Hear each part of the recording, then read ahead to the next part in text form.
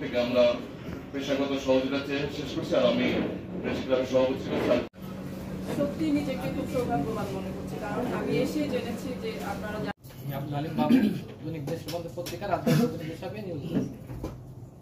এই মেসেজটা মনে হয় তারপরে ভাবলাম যে না, প্রথম দিন রাজবাড়ী জেলা রিপোর্টার্স ক্লাবের সহসভাপতি আর টেলিভিশন ও দৈনিক মানব কণ্ঠ পত্রিকা রাজবাড়ী প্রতিনিধি হিসেবে। দৈনিক বাংলাদেশের রাজনীতির জেলা প্রতিনিধি হিসেবে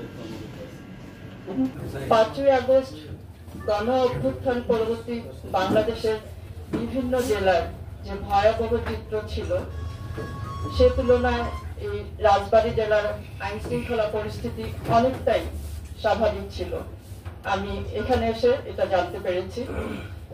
তো এটা সম্ভব হয়েছিল রাজবাড়ী জেলার জনগণ এবং আপনারা যারা আছেন সবাই এই আমাদের প্রশাসনের সাথে ছিলেন। এটার কৃতিত্ব সম্পূর্ণ আপনাদের।